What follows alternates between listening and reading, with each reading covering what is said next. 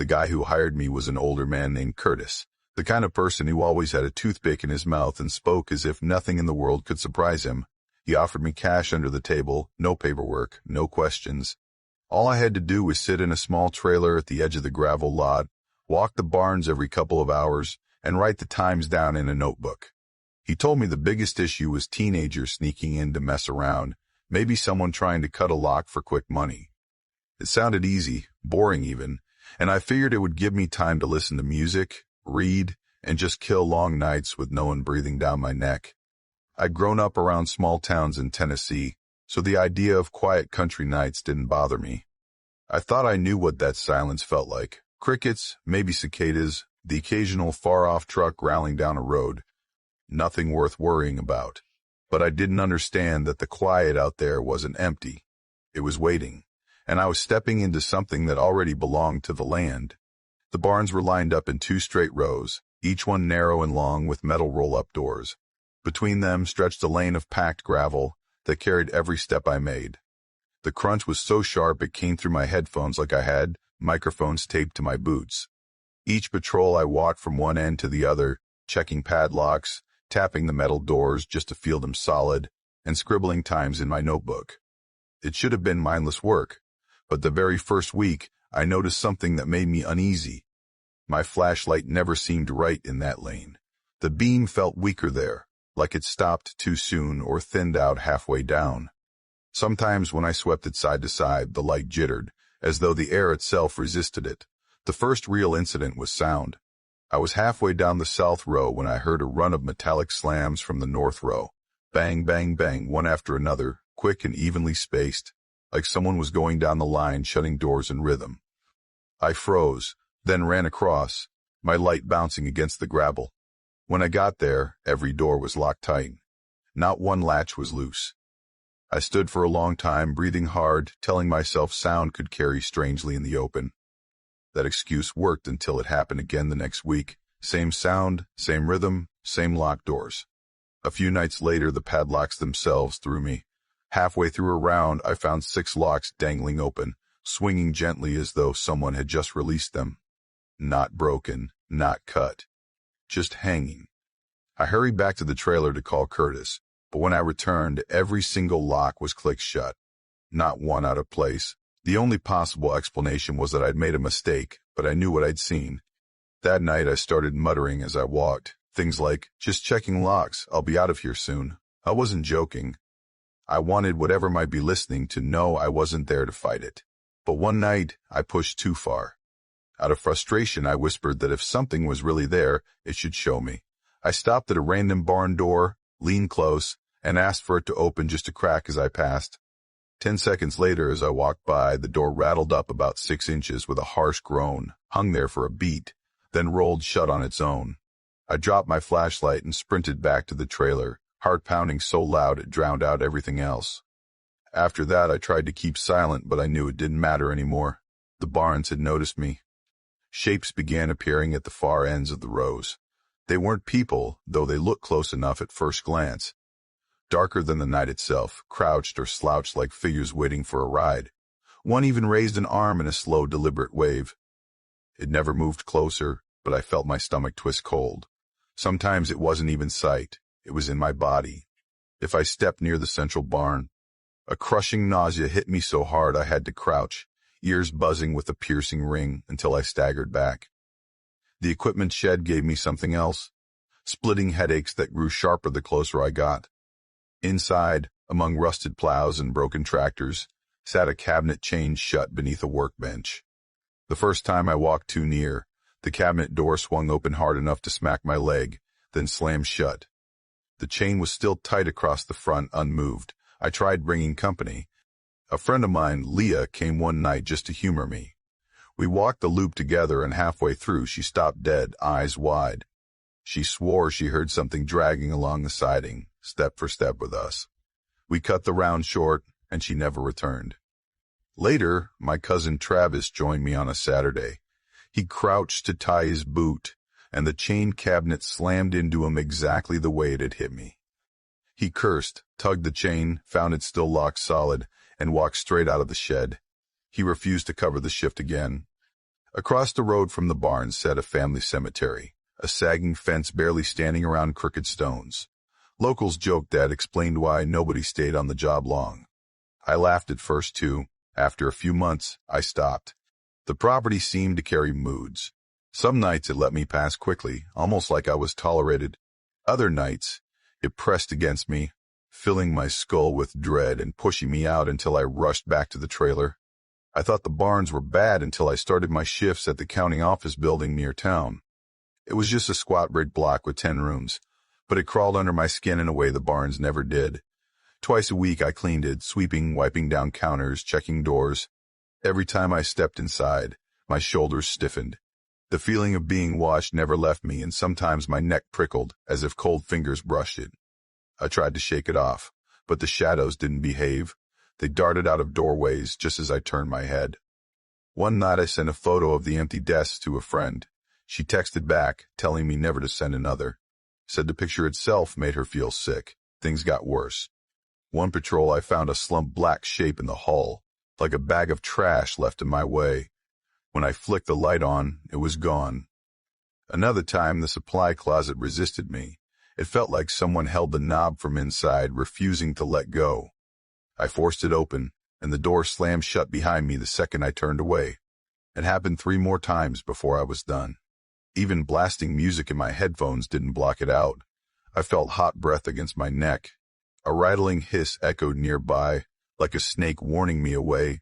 I searched vents, corners, even under desks, and found nothing. Later that shift, I walked past the glass conference wall and froze. My reflection lagged behind me, a half-second late, standing several feet back like someone was pretending to be me.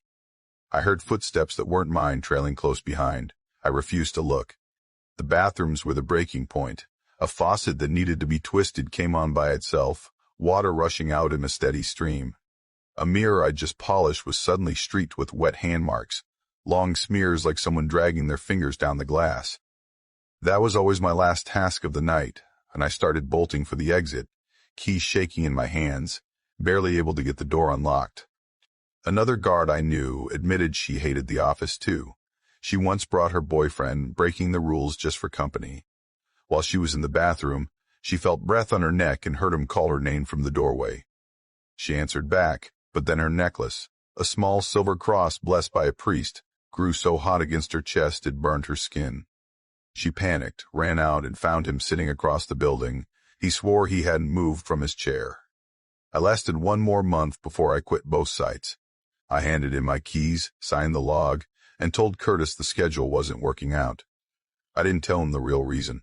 Now, whenever I drive through that stretch of Tennessee, I take back roads only. That summer I was working seasonal grounds crew for the county parks department in southern Ohio. It was the same job I picked up every year when classes let out, just enough to cover a couple of bills and take some pressure off tuition. Most of the work was mindless but steady. Things like trimming brush along the trails, repainting faded picnic shelters, clearing down limbs, or hauling bags of trash from the overflowing barrels. By July, the foreman sent us out to a park hardly anyone visited. It was tucked in the limestone ridges, a shallow creek winding through the bottom. The place always felt half forgotten, like a park they never fully finished but couldn't quite abandon either. That month, we were in the middle of tearing down and replacing a wooden bridge that crossed the creek. We had the skid steer parked at the trailhead, stacks of fresh lumber beside it, and a storage trailer loaded with hardware. Usually, all that gear would have been hauled out at the end of the day, but our crew was stretched thin. The foreman didn't want to waste time shuttling equipment every morning. He asked if anyone wanted to stay overnight, keep watch. Overtime pay, easy hours. All I had to do was sit in the truck, maybe shine a flashlight around if I felt like it. It sounded like the easiest money I could make that summer, so I said yes. By the time the last couple of hikers left, the lot was empty. I did a slow loop, checked the locks on the trailer, rattled the chain that held the skid steer. Everything seemed fine. I sat on the tailgate, unwrapped the sandwich, and listened to the creek below. By the time I finished eating, the sun had slipped behind the ridge, and it was just me out there. When the dark came down, I walked the lot again. At the far end near the limestone wall, I saw something I hadn't noticed earlier. Black circles marked the rock, about the size of dinner plates. At first I thought it was oil, but it didn't glisten or smear. The marks looked flat, almost cooked into the stone. Around them were bits of bone, small and fragile, the kind you'd expect from a rabbit or a mouse. I tapped one with my boot and it disintegrated into dust. I stood there for a minute, uneasy. I told myself kids must have dragged something up from the creek, maybe burned it, though the marks were too perfect and round for that. I went back to the truck and told myself not to think about it. I had a thermos of coffee and a paperback, so I climbed into the cab, flipped on the dome light, and read. For a while, it was fine. Quiet, calm. Then, from the hollow below, I heard a sound. A high, wavering cry like a baby wailing somewhere deep in the trees. It rose and fell in pitch, steady, too steady. Every hair on my arm stood up. I knew foxes and bobcats made odd noises, but this stretched on too long, too thin. I twisted the key, flicked the headlights down toward the slope. The moment the beam hit the trees, the sound cut off. I stayed in the cab after that, doors locked. The hours crawled. Around midnight, metal clattered near the folding table where I had set my cooler and wash basin. It sounded like someone rooting through tools. A lid slammed shut. I snapped on my flashlight and aimed it at the table. The noise stopped cold, like whoever was out there froze to listen. I called out, trying to sound firm. Only silence answered. Then a low cooing drifted from the edge of the light. It wasn't an echo. It was guttural. A sound that vibrated in my chest more than in my ears. I had never heard anything like it. The flashlight shook in my hand, the beam bobbing across gravel. I forced myself out of the truck and circled the table. The cooler was shut, the basin upright. No footprints in the gravel. I locked the cab again and sat gripping the steering wheel until my fingers cramped. Every shadow in the mirrors seemed wrong. Somewhere along the line I dozed off. The sound of gravel shifting jolted me awake. I lifted my head and saw a crouched figure near the wash basin. My chest clenched. I hit the headlights. What the beams caught still makes me go cold. It was 4 feet tall, thin, covered in short gray fur. Its legs were long and bent backward like springs ready to launch. Its arms were short and folded close to its chest, a stub of a tail behind it. The head was narrow, stretched into a muzzle like a dog's face pulled tight on something upright. It froze for half a second in the light, then shot toward the woods. It didn't run like a dog. It hopped, long springing strides that ate up the ground too fast. I fumbled under the seat for the tire iron, hands slick with sweat. Before I could climb out, another shape burst from behind the trailer. It sprinted across the lot, close enough that gravel pinged off the truck door. Its claws scraped the stone as it moved. This one was upright, on 2 legs, running with a speed I couldn't track. In seconds, it vanished into the trees. I slammed the locks, threw the truck into gear, and floored it down the access road. I didn't stop until I was parked under a highway overpass 2 miles away, hazards blinking, waiting for the sky to gray. When I came back with my supervisor after sunrise, the basin was overturned and dented. The cooler lid had been pried partway open. Those black marks on the limestone wall had fresh bones laid neatly on them. Around the lot were tracks, long, narrow, pressed deep, not coyote, not dog. I told my supervisor everything. He didn't laugh. He didn't argue. He wrote possible vandalism on the report and ordered everything hauled out by noon. No one ever mentioned an overnight watch again, but the image never left me. A thin frame, gray fur, legs bent wrong, arms too short, a face stretched into a poor imitation of something familiar. It could shift from 4 legs to 2 without breaking stride. And it made no sound when it ran. After that night, I never stayed past sunset. Even now, when I drive past that park, I keep my eyes on the road. I was 29 when I picked up a contract job surveying abandoned properties scattered across rural Kentucky. The work wasn't exciting, but it was steady, and the system was simple. Drive out to the location, take photographs of whatever structure remained, measure out the lot lines, and file a short report when I got back home. Mileage was covered, and they dangled a little bonus if you managed to log more than 10 sites in a week. So I started learning the maze of county roads and gravel spurs faster than I ever thought I would. Most of the places I visited weren't much to look at. Fields swallowed up by weeds, barns caved in on themselves, sheds leaning on one corner like they were too tired to keep standing. The one listing just outside of Harlan never left my mind. The description in my packet didn't give much away, just vacant house, accessed by gravel road. That was it. When I pulled off the main highway onto the gravel track, it felt like driving into nowhere. The road twisted uphill through brush that scraped the sides of my truck until the trees finally broke, and there it was. The house sat at the top, pitched slightly to the right, as if one side had sunk straight into the earth. The porch was collapsing, 2 steps gone entirely, and the roof sagged under black streaks that had eaten their way down the shingles. What caught my eye, though, wasn't the decay. It was the sticker on the front door. It was one of those printed county fire department tags, half peeled and sun-bleached, and across it in bold letters were the words, "Forced entry completed." The date was faded almost completely out, just a faint blur of ink. I paused, wrote it down in my log. Forced entry usually meant something bad, maybe a fire, someone trapped, or just a neighbor calling in a hazard. But my company's packet didn't mention a thing about an incident. The paperwork listed a landlord who had died years earlier, and now the county technically owned it. I nudged the door open with my boot and stepped inside. The hallway was bare bones, nothing left but studs in some spots and plywood in others. Dust clung to every surface, and each step of mine sent a hollow creak echoing through the boards. But what bothered me wasn't the dust or the emptiness. It was the way the whole space seemed to tilt. Not like the floor slanted, more like the walls leaned in toward me, crowding me, even though I knew the measurements would come out square. I told myself to stop overthinking it. I was there for photos, notes, and nothing else. So I lifted my camera, took a string of shots down the hallway, logged the foundation sag, and walked back out. Over the next couple weeks, I cleared 12 more sites. A barn crushed under its own roofline, a string of abandoned trailers, one church burned to its frame. But no matter what else I ticked off the list, that crooked house kept tugging at me like I'd left something unfinished there. When my coworker Mark mentioned he needed somewhere to crash while covering his own set of surveys, I half joked about it. I told him about the house, said it was empty and free, if he didn't mind the mess. He laughed, called it better than dropping money on a motel, and told me he'd give it a try. 2 mornings later, close to dawn, my phone buzzed.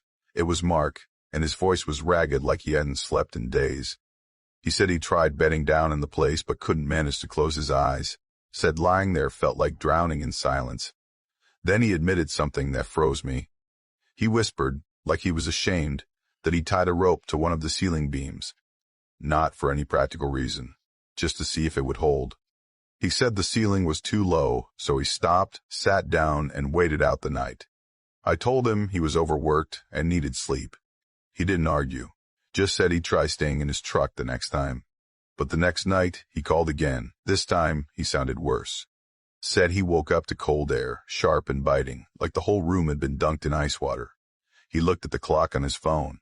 It was just after 1 a.m. Then came the smell. At first, he said it was sour. Then it thickened until he gagged like something dead had been left to rot in the walls. That's when he saw it. A pale ball of light, about the size of his fist, floated across the room. He said it drifted slowly, hovered in front of him, wavered once, then sank straight into the drain in the kitchen sink.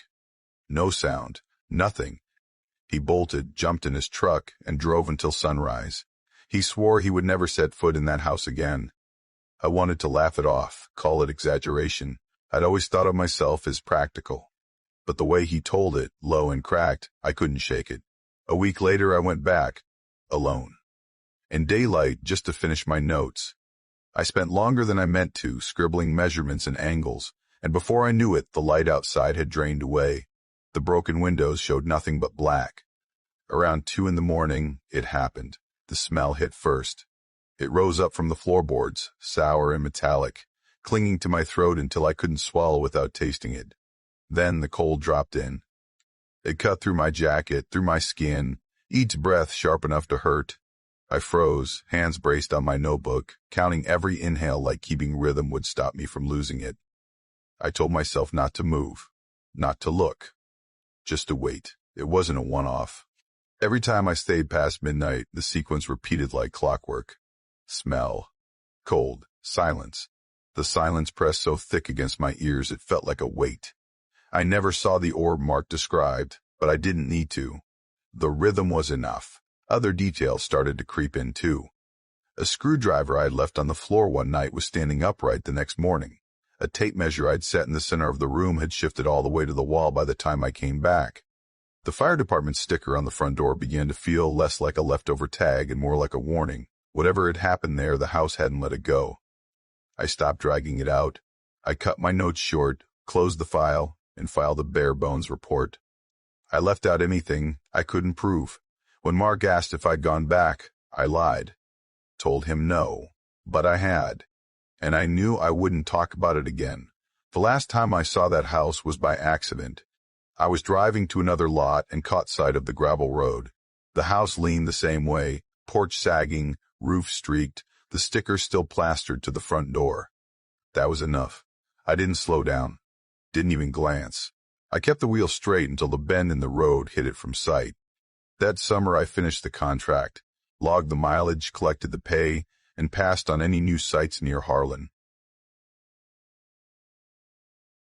I had taken a seasonal job out in Pulaski County, Tennessee, mostly because I needed the money and partly because I liked the idea of being away from people for a while. The work was straightforward, long hours in the fields, heavy lifting, and endless repetition that left me sore but clear-headed. My boss, Tom, set me up with a place to stay, an old trailer parked at the very end of a gravel road where no one ever seemed to drive. The nearest real town was over an hour away, and the only landmark closer than that was a lonely gas station with a single pump that always looked like it might break mid-fill. The landlord, Mr. Shaw, wasn't much of a talker.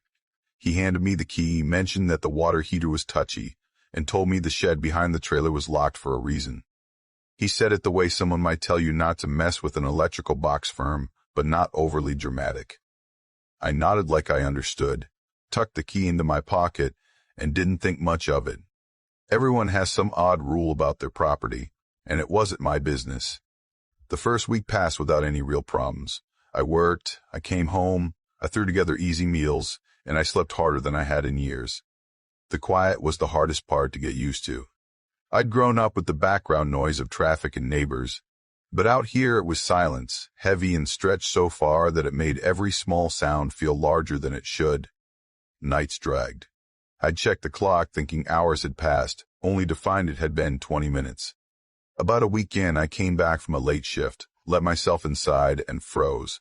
My work boots were sitting neatly on the kitchen counter. Not just sitting there, but lined up like someone had placed them with care. I stared at them long enough to question if I'd lost my mind. I couldn't remember putting them there, and honestly, why would I? I tried to tell myself I must have been half asleep that morning and tossed them without realizing.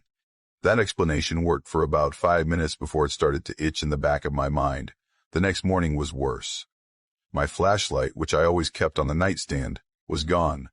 I searched everywhere under the bed, in the bathroom, behind the couch. I found it outside by the steps, still on, the beam weak and shaky like the batteries were on their last legs. I hadn't been outside the night before. I hadn't even needed the flashlight.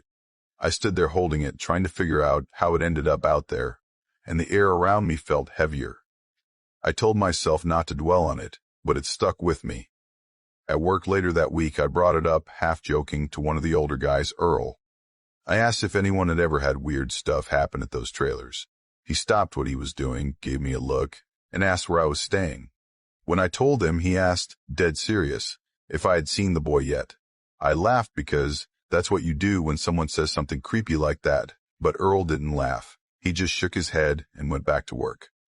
The rest of the day I kept thinking about those words. Not long after, the noises began. I'd be sitting at the little table scribbling notes or flipping through a magazine, and I'd hear faint scraping from the shed behind the trailer.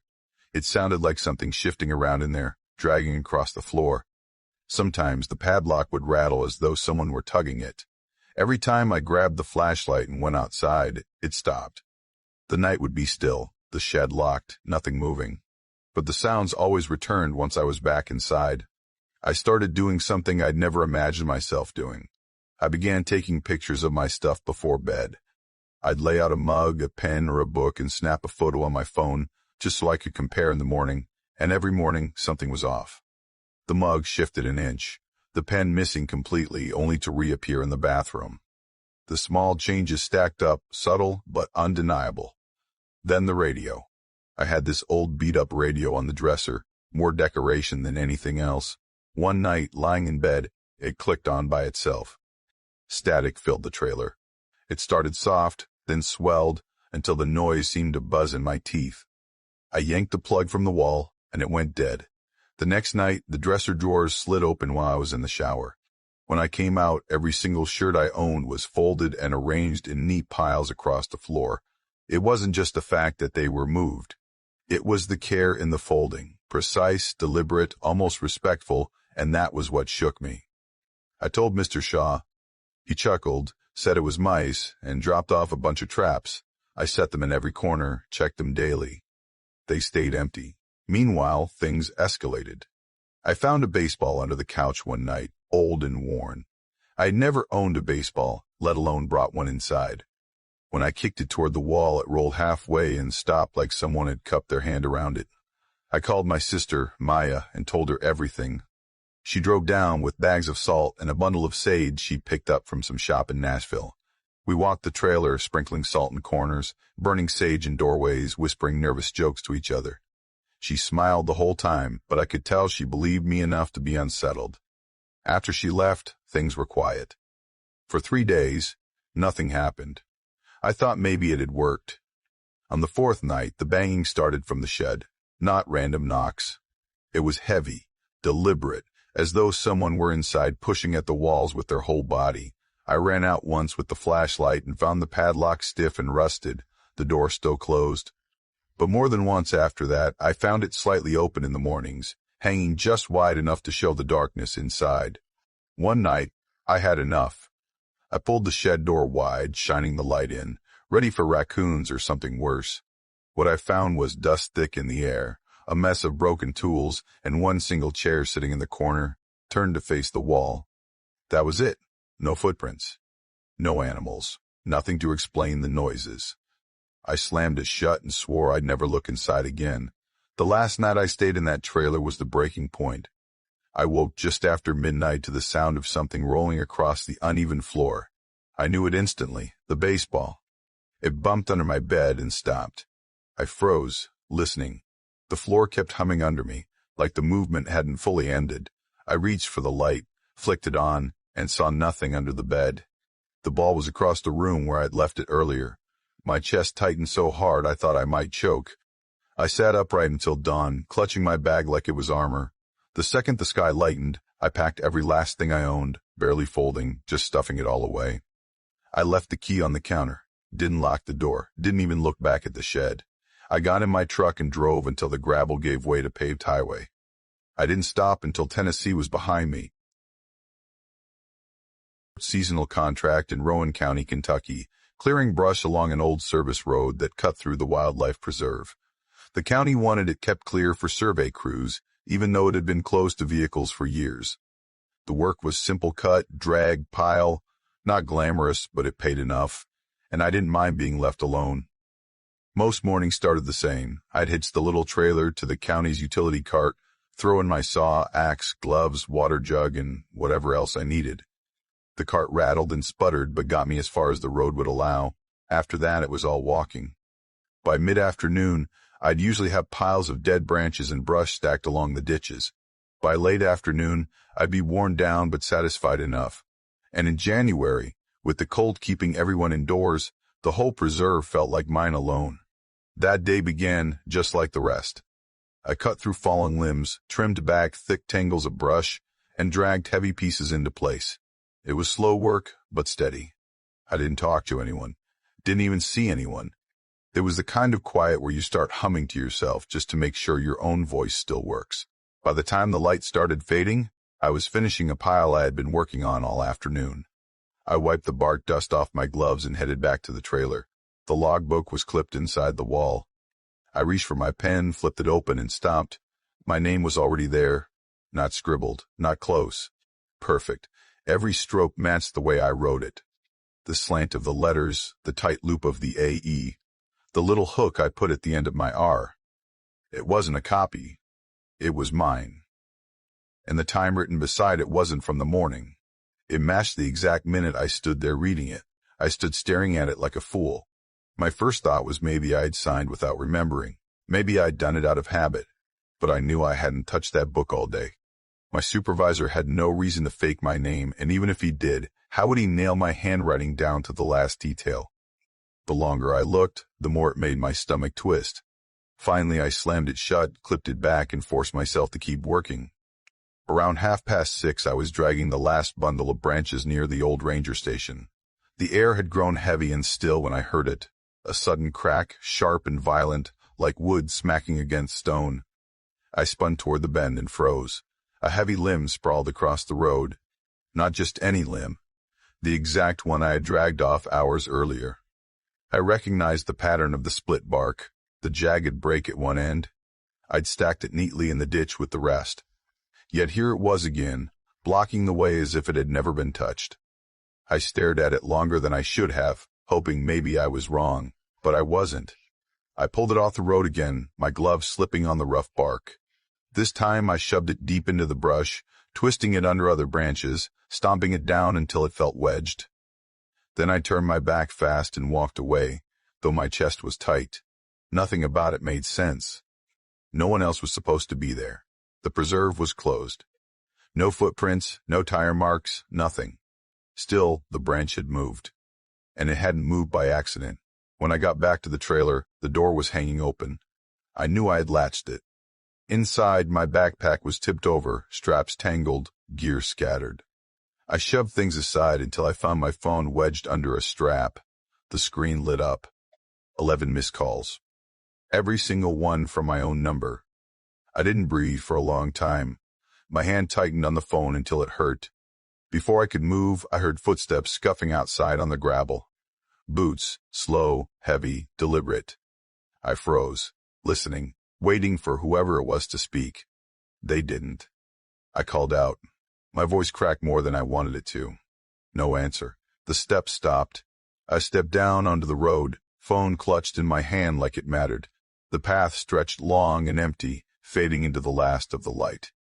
And that's when I saw it. At the bend, maybe 30 yards away, stood a figure. Perfectly still, facing me, watching. I squinted, telling myself it had to be a hiker. But then I felt my stomach twist. The person was wearing my jacket, my gloves. The build was mine, the stance was mine. It was like staring into a mirror set too far down the road. I didn't move. Neither did it.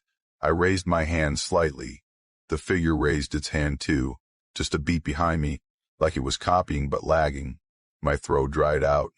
I told myself it was a trick of the light, just some illusion. But then the phone buzzed violently in my palm. The screen lit up. Another call. Caller ID, my name. I dropped it onto the gravel. The sound cracked the silence louder than it should have.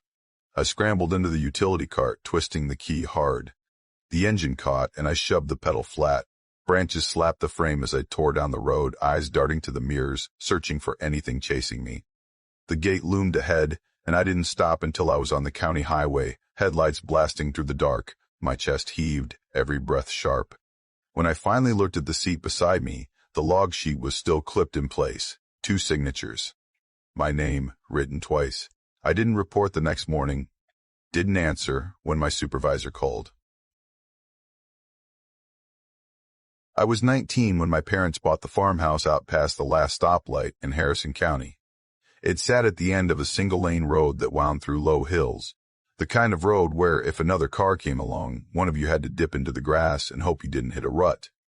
The house had been standing there since before the Depression, built from boards that had aged into the same deep brown as the old tobacco barns scattered across the valley. The windows were loose in their frames and rattled even on still days, like the glass was never quite settled. The place came with 10 acres of pasture and a barn that leaned to one side like it had grown tired of holding itself up. The price was lower than anything else we'd seen. The couple selling it signed the papers, dropped the keys on the counter, and left without so much as a goodbye. They didn't explain why, and we didn't press. At the time, we were too relieved to care. The house looked worn but not abandoned. The porch sagged, the paint had peeled away years ago, and the cellar smelled of wet dirt. Still, my dad, Mark, said it was perfect. He'd worked 3 decades in the factory and wanted somewhere quiet. My mom, Ellen, talked about planting a real garden instead of pots on the patio. My brother Ben claimed the barn before we'd even unloaded the first box, swearing it would be his workshop. And me, I just wanted stability, a roof I could count on while I finished school. We unpacked that first week with more gratitude than excitement, telling ourselves we'd lucked into something solid. At first, the house only seemed quirky.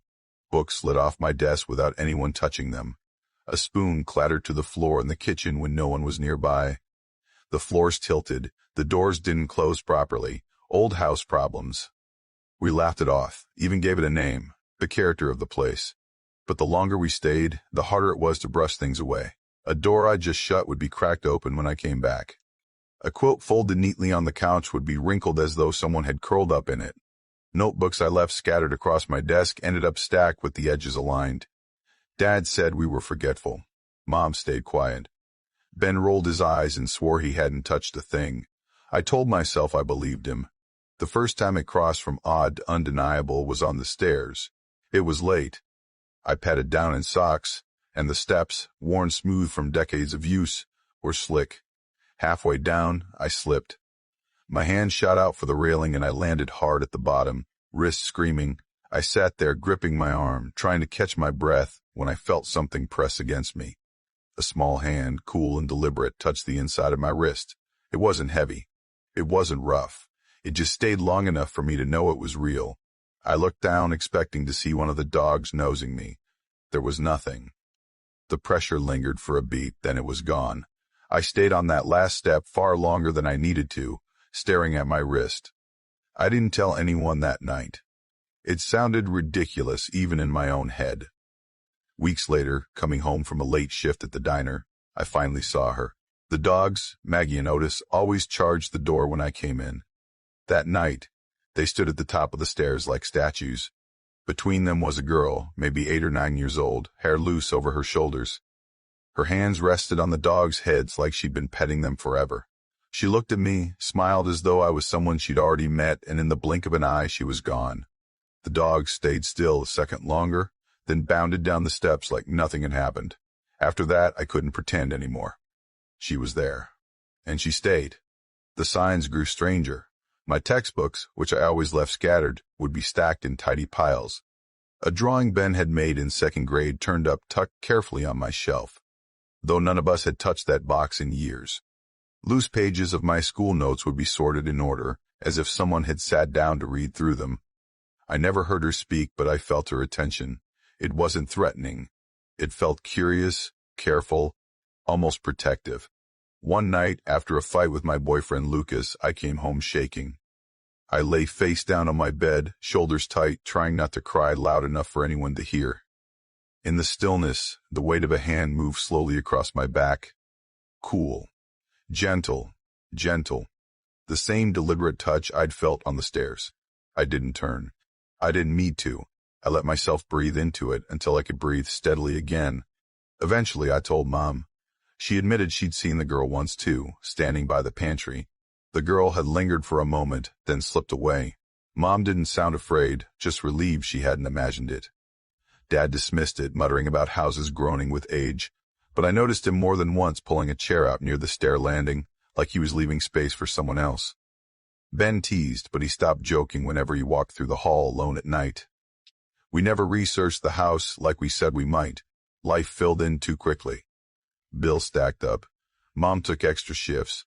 Dad wrestled with retirement. Ben drowned in schoolwork. I studied, worked, and tried not to think too much. The girl blended into our lives the way creaks and drafts did. She wasn't intruding. She was just there, steady, quiet. She never broke anything. She never scared the dogs. I was 16 when it happened. My cousin Ethan had begged me to spend the summer with him out in Ashfield, Kentucky. He made it sound like a trade between two kids who didn't have much else going on. He told me it would be dull, but less dull with someone else to share the boredom. My parents thought the countryside might straighten me out, too. They liked the idea of no malls, no arcades, no distractions, just fields, woods, and family. Their house stood off a 2-lane road, with farmland on one side that stretched out flat and wide, and dense woods pressing in on the other like they were waiting for the chance to take over. The house itself looked like it had been standing longer than anyone could remember. Floors slanted so badly you could roll a marble and watch it disappear into a corner. Doors never fit their frames. Stains spotted the stairs and hallways that no one remembered putting there. It felt like a house that had been lived in too long and worn down in ways people had just learned to ignore. The first Saturday I was there, Ethan woke up sick. At first I thought it was food poisoning. He spent the morning curled up in the bathroom, gagging and groaning until he was empty, then vomiting until there was nothing left. By evening he was pale and shaky but back on his feet. He even made a joke about how maybe he was allergic to summer itself. I didn't think much more about it. The second Saturday, the same thing happened. Same hour, same sudden sickness, same helpless collapse in the bathroom. Maggie, his mom, wasn't having it. She said he was faking to get out of driving into town for church. She scolded him for being dramatic. But he didn't argue back. He didn't even try. He just stayed hunched over on the tile, too weak to stand. By the third Saturday, there was no pretending. Whatever this was, it hit him like clockwork, violent and unstoppable. His body twisted and jerked like it was trying to get rid of something buried deep. He gagged when nothing was there, his stomach convulsing so hard I thought he might tear something inside. After that, things got worse. He started missing whole weeks of school. His teachers called the house, leaving messages on the answering machine about missed assignments, about grades dropping, about concern for his health. His face thinned out, cheeks hollow, collarbones sharp under the loose sleeves of his t-shirts. He looked like he had shrunk into himself. The boy who had spent summers barefoot, racing me to the creek, climbing trees until the branches shook, now stayed in his room with the door shut, hours at a time. He hated being looked at. If I asked him simple things, like whether he wanted water or food, he snapped back with sudden sharp hostility.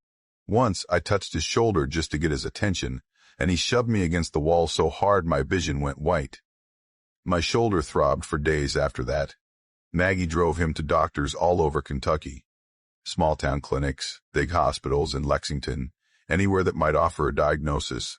They ran tests. They drew blood. They sent samples to labs. Some doctors thought it might be kidney stones when he passed a few, but the explanation never covered all the symptoms. The sickness stayed, spreading its claws wider. And slowly, Maggie stopped expecting doctors to fix it.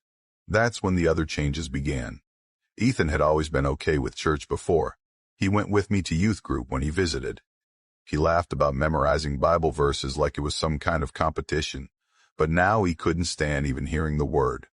One night, Maggie turned on a religious talk show in the living room. It wasn't even a sermon, just some guy discussing faith. The moment the theme music played, Ethan screamed from upstairs, voice ragged and raw, demanding she shut it off.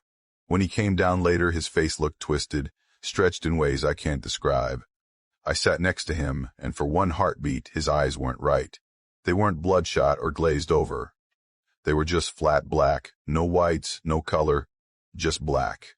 Maggie froze. I froze. Then he blinked, and they were normal again. He smiled faintly, like he knew what we'd seen and found it amusing. That night, Maggie gathered things she thought might be making the house sick.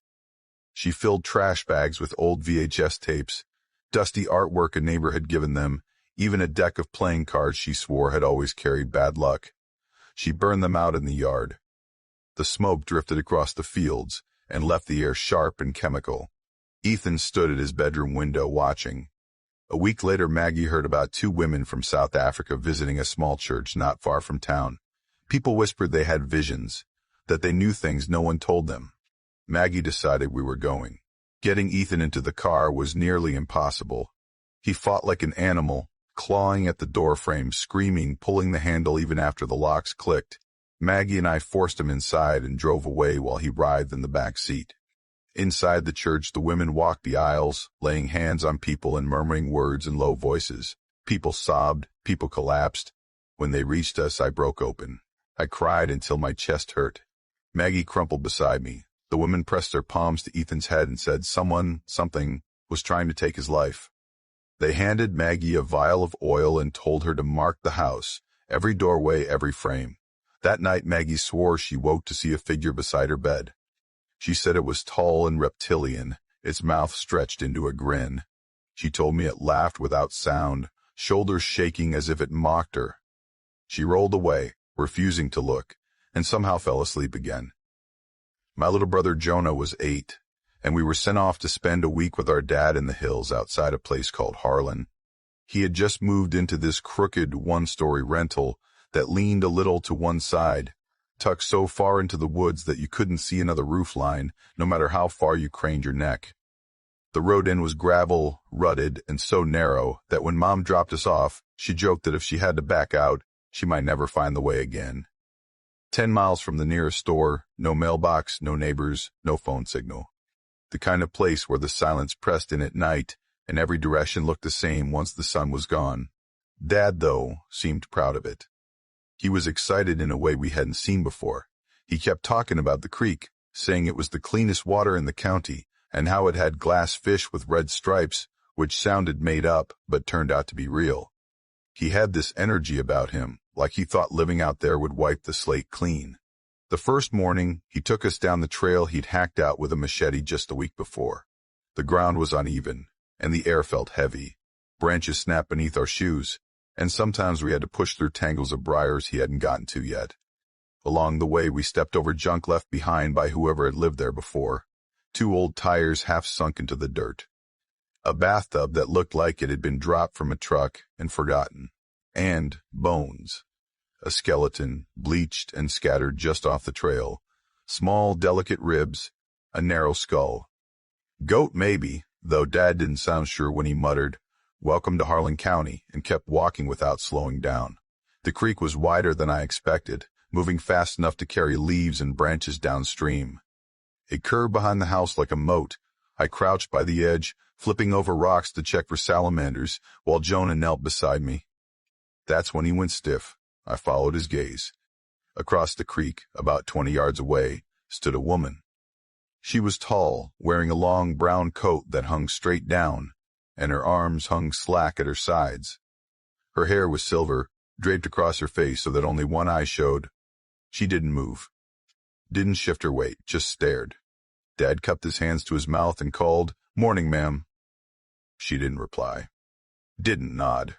Didn't even blink. She simply turned, slow, and walked straight into the trees. Her boots didn't crunch leaves or snap twigs. They didn't make any sound at all. The silence hit harder than anything. Even the rush of the creek seemed muffled once she was gone. Later, Dad explained that there were abandoned coal houses scattered through the hills. Said she was probably squatting in one. Harmless, he told us, with the kind of shrug that meant the conversation was over. We tried to believe him. The second time we saw her was the very next afternoon. She wasn't across the creek this time. She was on our side, crouched low at the edge of the water, her long coat dragging against the mud. Both of her hands moved in slow circles under the surface, like she was rinsing something we couldn't see. Her face was as still as stone, but the posture almost looked like weeping. No shaking shoulders, no sound, just that frozen expression. I shouted for Dad. He came charging down the slope with the machete still in his grip. She didn't startle, didn't look at him. She stood up slowly, turned her back, and walked into the trees again. The way she moved wasn't rushed, wasn't nervous, just deliberate, like she knew exactly where she was going. Dad stalked the tree line for nearly an hour after that, swiping a brush, muttering under his breath. He never found her. That night, we were woken by tapping on the house. One knock every few minutes, but never from the same spot twice. Tap, pause. Pause. Tap, pause, pause. Dad grabbed his flashlight and stormed outside, saying it was raccoons. He came back 10 minutes later and repeated it like he needed us to believe it, just raccoons. The next morning I found muddy footprints on the porch. They were small, close to my size, but bare. One print was pressed right against the glass of the sliding door. Toes splayed like whoever made it had stood inches away, face almost touching the glass. Dad didn't speak. He wiped it off with an old towel, then carried the towel to the fire pit and burned it without explaining.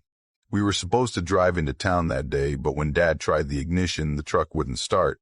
The battery was drained, flat as if it had been sitting for months. Dad swore he had checked it the day before. So we walked 2 miles to the gas station, the 3 of us together. On the way back, halfway up the gravel road, she appeared again. She was standing in the middle of the road, just before the turnoff that led to Dad's place. Same brown coat. Same slack arms. This time, she spoke. She called out Dad's full name. First and last. Then she called Jonah's name, clear and exact, no hesitation. Dad froze for a second, then stepped in front of us and kept walking. Didn't say a word. Didn't look back. We followed him, eyes down. That evening, Dad shut every curtain in the house.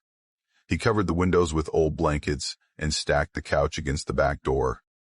He didn't explain why. He didn't need to. We sat in silence, waiting. The tapping returned. Then came a dragging sound across the siding, long and slow, like fingernails or metal scraping wood. Around midnight, the power cut out. The lamps went dead. The refrigerator clicked off. Dad lit a lantern and set it on the floor while he sat in a chair with the rifle balanced across his lap. We all stayed in the living room together. At some point, I fell asleep on the rug beside Jonah. I woke later to whispering, soft, rhythmic, almost like chanting. Jonah was still curled up, breathing steady. Dad was by the door, staring through the peephole. The whispers were coming from right outside, steady and low. He wouldn't let us move, wouldn't let us touch the door. We waited. By morning, the sound was gone. But in the yard, someone had built a spiral out of stacked stones. Perfectly even, precise. In the center lay a dead bird, flattened as though it had been pressed under something heavy. Dad didn't hesitate. He burned the stones, the bird, all of it. Then he told us to pack. We left that morning, walking the full 10 miles to town. When we got there, we waited at the gas station until Mom drove down from Lexington to get us. My shift at the feed mill always started at 10 at night, and back then I thought it was just another job I could push through until something better came along. The mill sat out on the edge of farmland in Kentucky, fields stretching so far in every direction that once you turned off the main road, it felt like you were stepping into a pocket of nowhere. The drive there was lonely, nothing but a narrow 2-lane road twisting and dipping through open ground. By the time I parked in the gravel lot, it already felt like the world outside had gone to sleep, and I was clocking into some place that only existed at night. The building itself was huge, stitched together from decades of repairs and additions. You could see where new walls didn't quite meet old ones, where beams bent slightly, where staircases slanted at angles that didn't seem intentional. It was a place that looked like it had been forced to keep working long past its intended lifespan. Most of the time, my nights were predictable. Stacking 50-pound feed bags until my shoulders ached, checking the conveyors to make sure the feed moved through the system without clogging, sweeping up the endless dust that never stopped drifting down. Nothing about it was glamorous, but it was steady. The silence didn't bother me. If anything, I liked being left alone. That changed the night they reassigned me to the East Wing. Everyone avoided that section when they could, always offering the same excuse. The machinery was too old, too loud, too much hassle to keep running. I figured it was just laziness. Every workplace has one section nobody wants. But on my first night in that wing, I noticed something was off. The wall clock above the stairwell read midnight. The office clock by the desk said 3. My phone said 1:30, 3 different times. All ticking, none lining up. At first I laughed about it. Old building, old clocks, nothing worth stressing over. But the longer I stayed, the more I caught myself looking. The clocks ticked forward, but they never agreed. Every time I checked, it felt like the night was slipping out of order. By the time my shift ended, I felt like I'd been awake for days instead of hours. When I finally crawled into bed, the exhaustion clung to me in a way that sleep didn't fix. A week later, the dreams started. They always began the same way. I'd be walking the plant halls, but they weren't right. The layout twisted into something unfamiliar. Doors appeared where no doors should be. Stairwells spiraled downward, deeper and deeper, as though the mill had hollowed out underneath itself. I always got lost, always ended up wandering endless halls with no idea where I had started. And there was always a sound machines humming faintly in the distance, except I knew those machines didn't exist. Every time I woke, I'd lie there trying to convince myself it was just stress.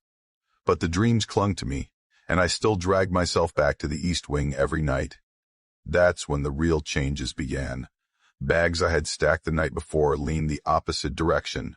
Locks I had secured stood wide open. Lights I had turned off blazed when I returned. Then one morning, heading out after my shift, I stopped dead in the lot. My truck sat 3 spaces over from where I had parked. Not close enough to be a mistake.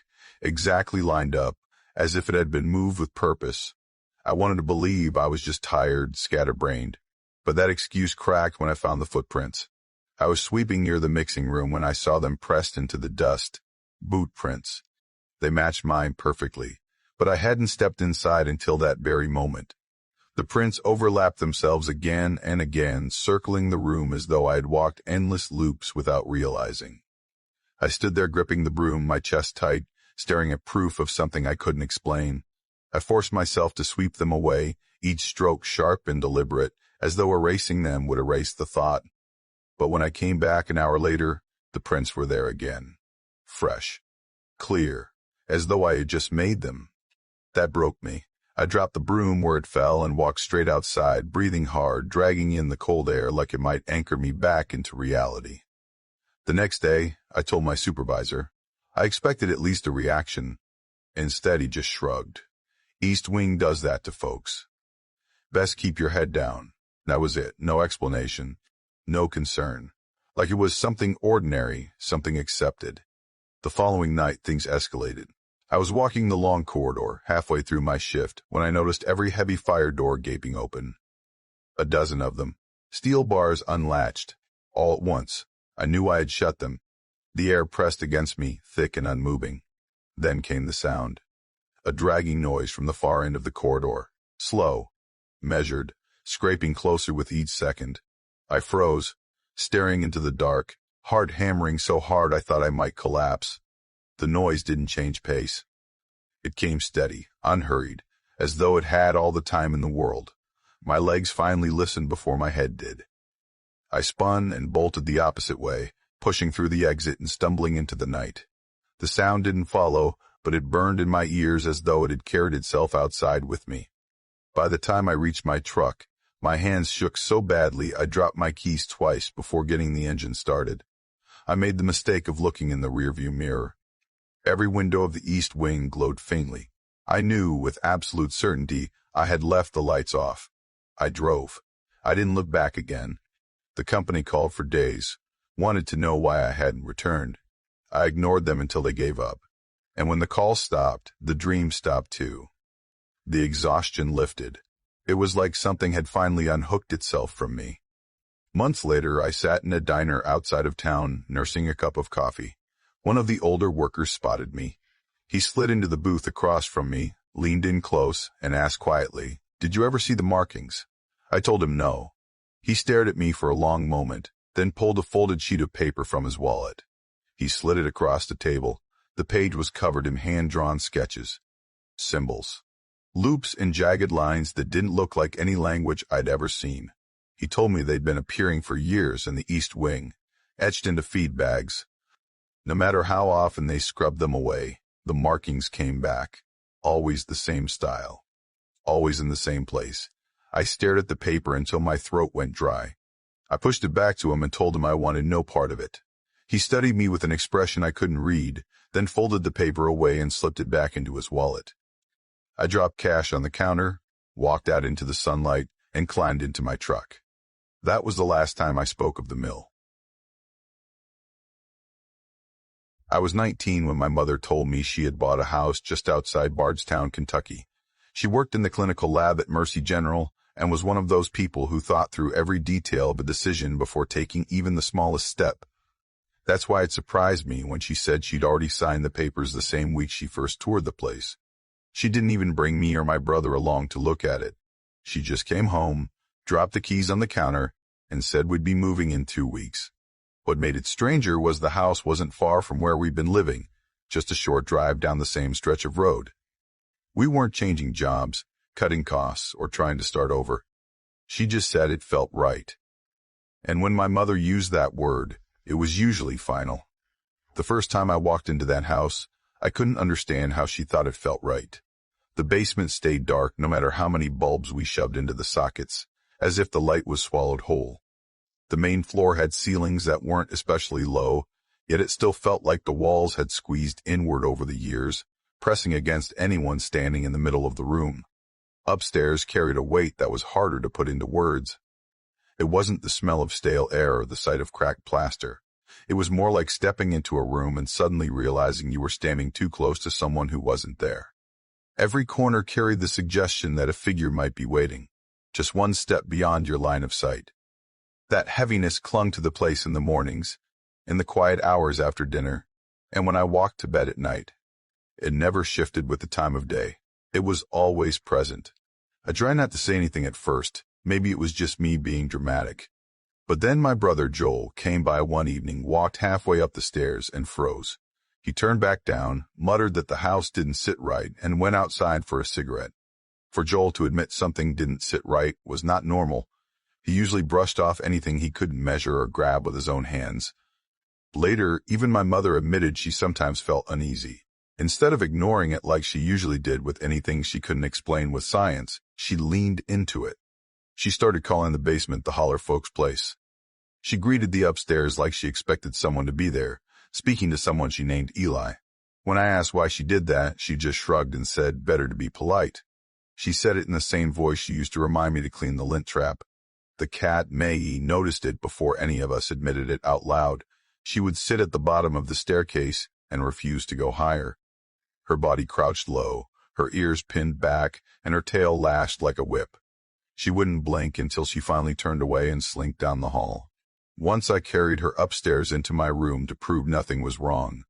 She dug her claws so deep into my arms, I still had little scars for weeks. She bolted under my bed and turned into a trembling, wide-eyed animal I hardly recognized. Her pupils were nothing but black, her fur bristled in all directions, and she hissed whenever I reached down to coax her out. I tried toys, treats, food. None of it worked. Finally, I pushed a broom handle under the bed until she scrambled free, hissing like I'd betrayed her, and darted out the door. She never set foot in my room again. It stopped being funny after that. More things followed. One morning, Mara came down to breakfast and told us she'd woken to find Maggie standing upright on her back legs, pawing at the air as if she was fighting with something none of us could see. She said it went on for 10 full minutes before Maggie dropped back down and ran from the room. Mara explained it as plainly as if she were reading test results at work. No smile, no wink, no attempt to lighten it. That simple tone of voice unsettled me more than the story itself. The first time I knew something wasn't just imagination was when I was alone. I left my room for a glass of water. As I stepped into the hallway, I heard a whistle ahead of me. It wasn't random. It started sharp, dipped low, then cut off mid-note like someone had snapped it in half. It sounded deliberate, almost mocking. It wasn't the house settling, and it wasn't coming from outside. It came from the dark stretch of hallway in front of me. I froze, gripping the glass so tightly that water spilled down my wrist. For some reason, I whispered hello, as if that would settle anything. There was no reply. But I didn't drink my water that night. Objects began disappearing. Joel once left his wallet on the counter. I saw him drop it there while he went outside. An hour later, it was gone. He tore the house apart, flipping couch cushions, emptying drawers, and accusing everyone of moving it. Finally, Mara told him to go down into the basement and ask the Holler folk for it back. He cursed at her, then laughed, but eventually went down. I heard him muttering under his breath. When he came back up, the wallet was sitting on the counter again, right where he had left it earlier. None of us spoke for a while after that. We didn't know how to. Joel stopped visiting after that. He lives with our dad now, after endless fights with Mara about money, drugs, and all the usual things. When he does show up, Maggie won't go near him. She bristles when he walks in, growls low, and bolts if he reaches out a hand. Mara says the Holler folk don't like him. Joel told us one night that he'd felt someone shove him while he was walking down the basement stairs. He nearly fell forward. Another time, he said he was sure someone stood right behind him, pressing close enough that he could feel weight against his back. But when he turned, nothing was there. His voice shook when he told me, and Joel doesn't shake. Not like that.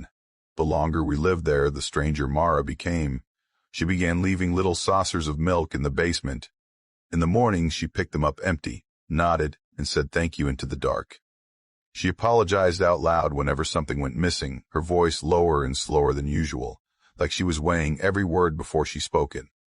It was the exact opposite of the quick, efficient woman who raised me. I started changing too. I caught myself talking to the air when I walked through the hallways, saying things like, just me or coming through. At first it was a joke, but then it became habit. I began hugging the wall when I walked down the upstairs hallway instead of crossing through the center. I slept with my door cracked and the hallway light glowing. If I forgot, I lay awake listening to the house groan and creak, waiting for that whistle. Sometimes I swore I heard it again, soft and dragging. Sometimes I thought I saw something shift in the corner of my eye. I always told myself I was just tired. Friends noticed too. I invited a couple over once. They stayed less than an hour before suddenly remembering excuses to leave. Later, one of them admitted the house felt wrong, like the air pressed too close against the skin. They never came back after that. I didn't invite anyone else. We never caught proof. No blurry photos, no recordings, nothing that would mean anything outside our own walls.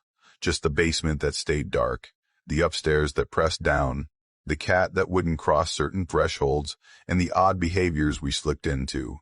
Milk bowls, whispered apologies, careful steps. It all became normal, routine, like brushing your teeth before bed. The strangest thing was how easily we accepted it. We didn't try to fight. We didn't move. We didn't even argue much about it.